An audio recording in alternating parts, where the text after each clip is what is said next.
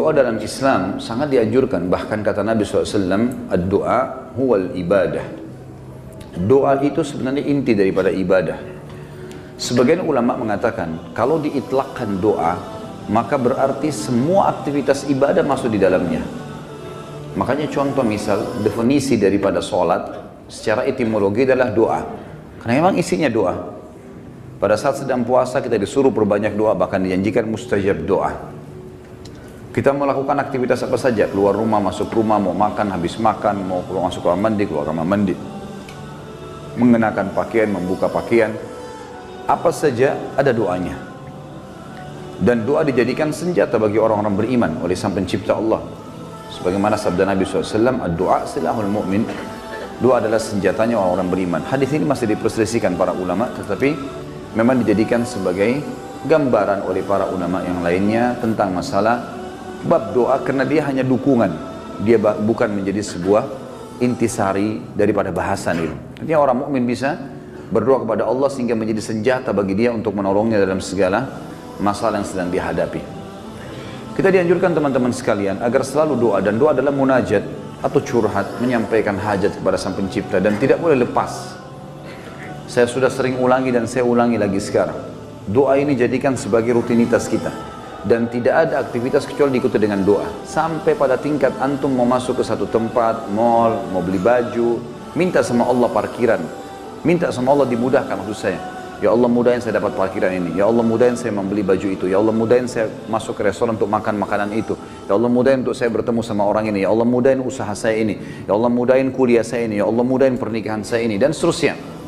Diikuti dengan doa. Dan doa itu kata ulama adalah ibadah. Dalam arti kata, kita sudah melihat hasilnya atau tidak melihat hasilnya, tetap dicatat pahala oleh Allah Subhanahu wa ta'ala.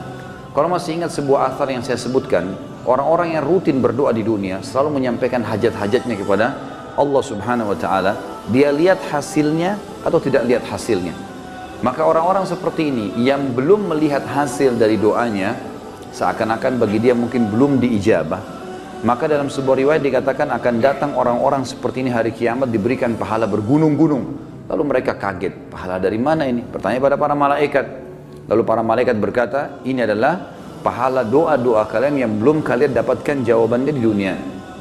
Maka pada saat itu mereka semua berharap kalau semua doanya selama di dunia tidak diberikan di dunia, tapi diberikan di akhirat, karena besarnya pahala yang didapatkan.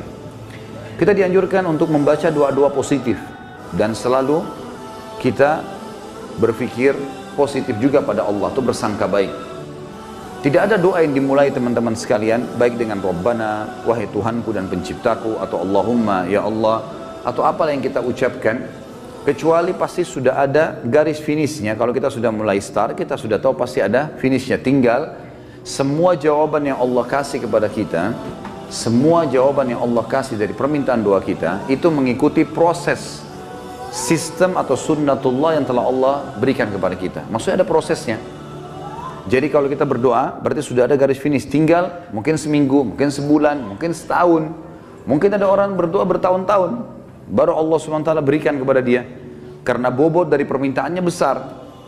Maka Allah SWT sesuaikan dengan sunnatullah atau sistem yang dia telah buat dalam kehidupan manusia itu sendiri. Nabi SAW sebaliknya teman-teman melarang kita berdoa, mengucapkan kalimat-kalimat yang berbau permohonan atau permintaan, sadar atau tidak sadar, yang buruk. Kata Nabi SAW dalam hadis Bukhari, janganlah seseorang di antara kalian mengucapkan kalimat doa, permintaan, atau munajat, atau penyampaian sesuatu kepada Sang Pencipta yang buruk, baik buat dirinya, baik buat keluarganya, baik buat hartanya, karena jangan sampai malaikat lewat dan mengiyakannya. Misal orang bertengkar suami istri, kemudian dia mengatakan saya berharap tidak akan bersama sama kamu lagi. Dia nggak sadar kalimat ini bisa jadi doa, walaupun dia dalam kondisi emosi. Tidak boleh orang, saya pernah sampaikan kalau masalah anak-anak, kamu nakal sekali. Atau mungkin dia ucapkan tentang rumahnya, kendaraannya, sial tempat ini, panas, tidak beruntung tempat ini, atau bahasa apalah. Doa-doa atau kalimat-kalimat yang terlantunkan seperti ini yang akhirnya sama saja munajat tapi buruk buat dia, buat keluarganya, buat tunggangannya, buat hartanya, namanya laknat. Namanya laknat. Sudah paham makna laknat? Hah? Mana suaranya? Berarti semua ucapan negatif untuk diri, untuk keluarga, untuk harta, namanya laknat. Dan ini hukumnya dosa besar. Tidak boleh melaknat diri sendiri, nggak boleh melaknat keluarga, nggak boleh melaknat harta.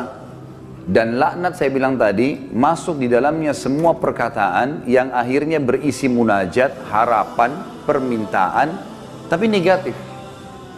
Ini nggak boleh. Dan ingat teman-teman, bukan cuma sekedar tidak boleh, Imam Az-Zahabi masukkan dalam dosa besar.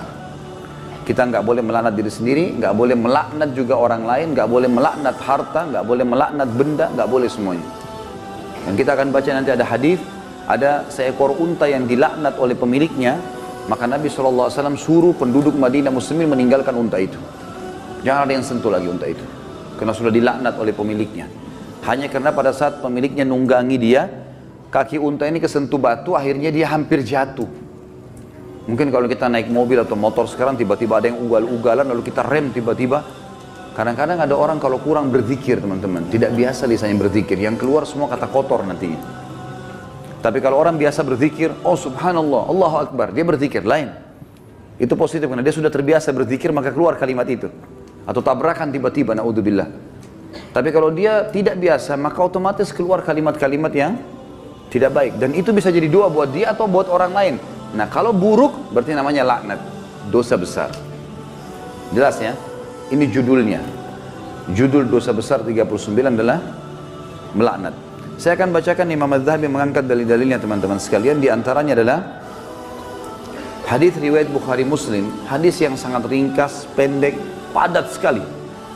Dan sebagian ulama mengatakan dari hadis ini sudah cukup sebenarnya setiap mukmin punya pengontrol dalam bermuamalah dengan dirinya atau orang lain.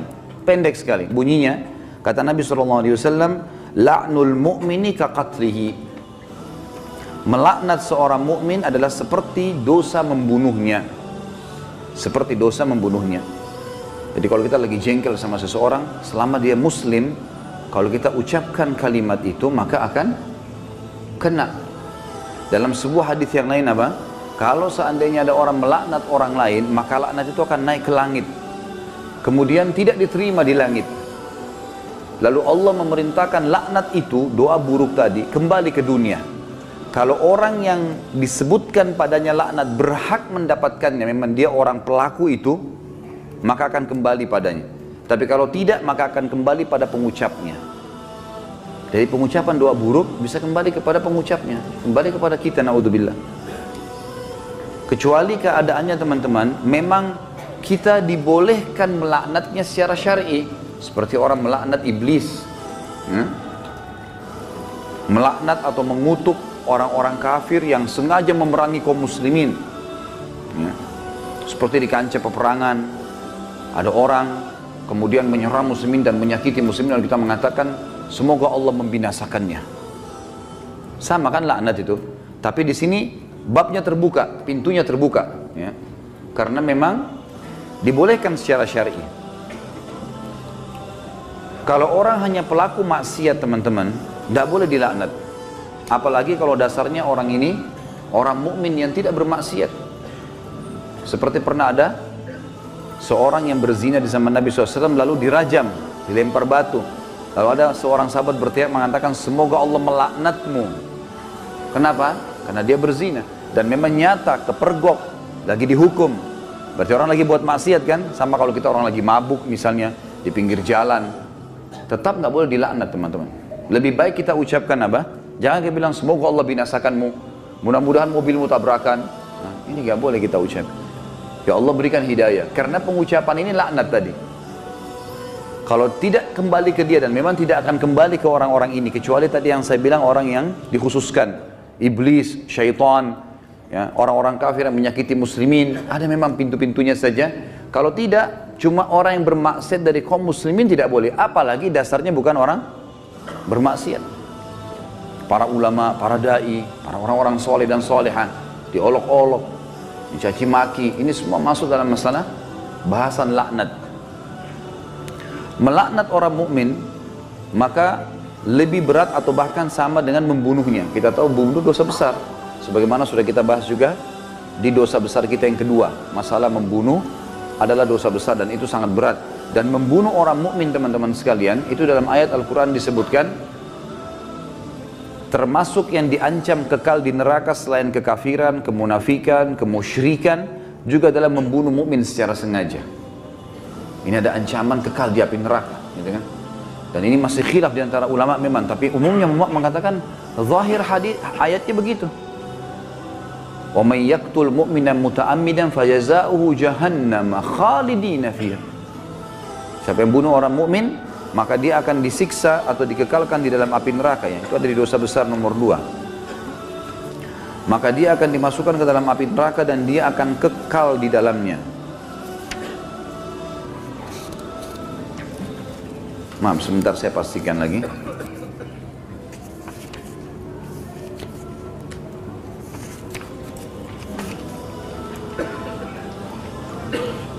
Iya.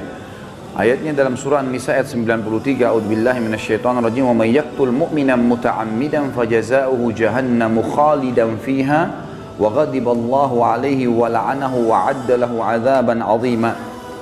Dan saya beristighfar tadi karena saya salah dalam membaca ayat, tapi ini ayat yang benar, An-Nisa 93, yang artinya barang siapa yang membunuh seorang mukmin dengan sengaja, maka balasannya neraka jahanam dan dia kekal di dalamnya. Dan Allah murka kepadanya dan melaknatnya serta menyediakan azab yang besar baginya. Ya. Sementara melaknat orang mukmin sama dengan membunuhnya. Hadis yang kedua, tadi hadis Bukhari Muslim, hadis yang kedua riwayat Imam Bukhari dan juga Imam Muslim menyebutkannya. Kata baginda Nabi SAW, sibabul muslimi fusuqun wa qitaluhu kufur. Mencaci maki seorang muslim adalah suatu kefasikan dan membunuhnya adalah suatu kekafiran. Di sini kalimat mencaci maki seorang muslim adalah sebuah kefasikan. Maksudnya adalah caci maki masuk dalam laknat. Caci maki masuk dalam laknat. Misal seseorang punya pegawai, lalu dia mengatakan kamu bodoh. Kalimat bodoh ini, walaupun dia lagi salah, bukan itu. Itu sama doa buruk kan? Laknat. Maka bisa kembali ke dia, bisa kembali ke dia. Tapi pengucapnya, walaupun orang itu layak mendapatkan kalimat bodoh, kembali ke dia kalimat itu, tapi laknat ini bisa kembali menjadi dosa besar bagi pengucapnya. Dan lebih baik jangan diucapkan. Lebih baik jangan diucapkan. Beda kalau kita menghardik perilaku. Misal gini, ada orang melakukan perbuatan yang ngawur dia melakukan perbuatan yang orang tidak lakukan. Misal mobil lagi sangat kencang, kemudian dia tiba-tiba berjalan di tengah jalan, seperti menunjukkan sebuah atraksi atau kehebatan gitu kan. Lalu kita mengatakan perilakunya orang ini gila. Perilaku, perbuatannya itu berbeda. Yang dimaksud dalam sini adalah masuk kepada individunya. Karena perilakunya memang betul salah, gitu kan? Perilakunya salah. Kalau kamu terus melakukan perbuatan ini, seorang guru bilang sama muridnya, kamu bisa menjadi orang bodoh. Nggak masuk dalam laknat itu. Karena yang sedang dibahas apanya? Perilakunya. Perilaku beda, gitu kan? Kalau kamu terus saja seperti ini, telat datang di kantor, tidak mengerjakan pekerjaan, kamu tidak akan berprestasi. Kata-kata tidak berprestasi, buruk atau tidak? Buruk. Masuk semua dalam globalnya makna laknat, tapi tidak masuk di sini karena dia sedang menilai perbuatan memang yang sedang salah. Beda, gitu kan? Seseorang membersihkan rumah atau masjid masih kotor. Ini kenapa dibiarkan kotor? Kalau begini nanti orang akan menilai kamu buruk, menilai perbuatanmu buruk, bukan laknat itu. Jelas ya? Jadi yang kita maksud di sini adalah individunya. Mencaci maki di sini masuk di dalamnya adalah kefasikan dan membunuhnya adalah sebuah kekafiran. Kemudian dalam hadis Muslim dari Rasulullah SAW bahwasanya beliau bersabda di dalam hadis yang diriwayatkan Imam Muslim juga, la yakunu la'anu syufa'a wala syuhada yaumal qiyamah. Orang-orang yang gemar melaknat, lidahnya suka mengucapkan kata-kata buruk. Termasuk teman-teman ya, saya sering dengar orang bercanda sama temannya, ucapkan nama binatang. Ya. panggil nama binatang, panggil kata-kata buruk, ya. Kadang-kadang aku tanya, apa itu? Oh itu artinya ini, oh itu arti buruk semuanya. Walaupun dia cuma bercanda sama temannya. Di sini dikatakan orang yang suka melaknat, lisannya suka diucapkan kata-kata negatif begini untuk dirinya, untuk orang lain, untuk kendaraan, untuk tunggangan, harta dan seterusnya, tidak akan bisa memberi syafaat. Dan syafaat adalah pertolongan. Saya pernah tekankan teman-teman, syafaat itu akan didapatkan bagi kalau manusia biasa kayak kita, kalau timbangan amal kita sudah lolos. Kalau kita sudah ditimbang amal baik, amal buruk, lalu amal baik kita lebih banyak, maka kita akan bisa memberikan syafaat orang lain. Sebagian ulama mengatakan sesuai dengan kadar lebihnya pahalanya dia. Misal pahalanya 10.000, dosanya 100, maka lebihnya, selisihnya dia bisa membantu orang sejumlah itu, tapi bukan diambil pahala dia, cuman kadarnya saja. Ini ulama ambil daripada hadis Nabi SAW yang berbunyi, sesungguhnya akan ada dari umatku yang bisa memberikan syafaat sejumlah suku Mudar. Suku Mudar adalah suku Arab yang sangat banyak jumlahnya, gitu kan. Ada orang kena banyak sekali amal solehnya, dosanya sedikit, dia lolos, kemudian dia bisa memberikan pertolongan sampai satu suku, gitu kan.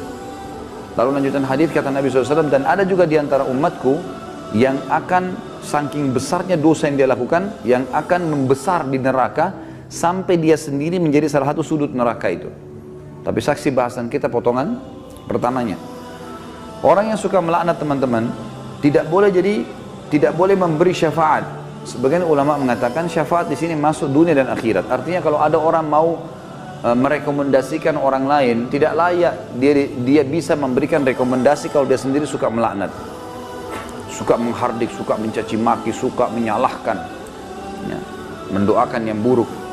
Dan juga dia tidak akan menjadi saksi untuk umat-umat yang lain yang disampaikan risalah pada mereka pada hari kiamat. Karena nanti kita akan menjadi saksi hari kiamat. Nanti dalam sebuah hadis dikatakan Nuh alaihissalam didatangkan oleh Allah di mahsyar bersama dengan kaumnya. Lalu Allah tanya, hai Nuh, kau sudah sampaikan belum apa yang saya perintahkan? Kata Nuh, sudah ya Allah. Tanya kaumnya, apakah Nuh sudah dakwakan kalian? Enggak pernah Nuh datang kepada kami. Lalu kata Allah SWT kepada Nuh, siapa saksi bunuh? Dia bilang Muhammad dan ke umatnya. Dipanggillah Nabi Muhammad SAW dengan kita semua memberikan syafaat. Ya, kita memberikan kesaksian, kesaksian. Bahwasanya betul Nabi Nuh sudah menyampaikan dan kami terima dalam Al-Quran dari surah Nuh engkau turunkan ya Allah.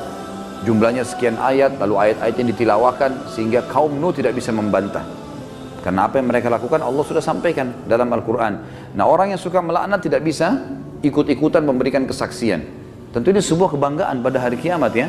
Karena kita bisa jelas, oh ini umat Muhammad, umat yang terbaik, karena kita umat terbaik. Sebagaimana sabda Nabi SAW dalam sebuah hadis yang sahih yang lain, tidak ada satupun umat sebelum kalian kecuali berharap menjadi kalian, gitu kan? Karena besarnya fadilah kita sebagai umat Nabi Muhammad SAW. Nabi SAW juga mengingatkan agar setiap muslim tidak boleh memilih teman yang suka melaknat atau lisannya suka mengucapkan kata-kata yang tidak baik. Nah, itu disebutkan di dalam riwayat Imam Muslim. Kata Nabi SAW, la yanbaghi li sadiqin an yakuna la'anan. Tidaklah patut bagi seorang teman menjadi seorang tukang laknat atau suka melaknat. Kita sudah tahu kalau kita ketemu kemudian dia suka mencaci maki atau ucapkan kalimat buruk buat dirinya kah, buat orang lain kah, gitu kan? Itu semua buruk. Ya, ini buruk teman-teman sekalian. Sama dengan yang saya lihat orang sering sebut di Jakarta lata, sembarangan ucap-ucapan. Dan ini saya, Allahu a'lam, saya pribadi melihat, mungkin saya salah ya, tapi saya melihat ini mungkin karena dibiasakan saja. Dianggap bahan bercandaan awalnya, lama-lama jadi kebiasaan dia. Lama-lama ya, karena ini kalau kita tanyakan di teman-teman medis mungkin tidak ada penyebabnya ini. Bukan orang yang gila. Jadi dia cuma karena menganggap lucu, dia anggap juga orang-orang anggap dia jadi lucu, jadi mengucapkan kata-kata yang tidak baik. Ini juga masuk. Kalimat-kalimat buruknya bisa jadi laknat karena orang yang tidak dihitung, tidak dihisab oleh Allah, hanya anak kecil sebelum balik, orang gila sampai sadar, gitu kan? Dan juga orang tidur sampai dia bangun. Selain daripada ini akan dihisab oleh Allah Subhanahu wa taala.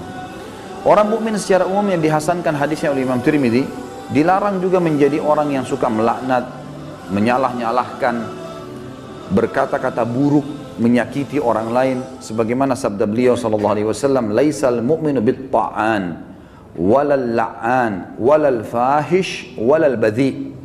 Bukanlah seorang mukmin yang sejati Orang yang suka mencelah, yang gemar melaknat, yang suka berbuat keji, dan suka berkata kotor atau menyakiti orang lain.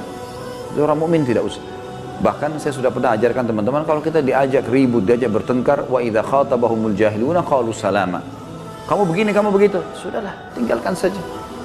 Enggak usah ikut-ikutan. Karena dua orang yang bertengkar, dua-duanya jadi jelek mukanya. Kenapa antum mau ikut-ikutan jadi jelek seperti dia? Karena kita manusia, ada emosi.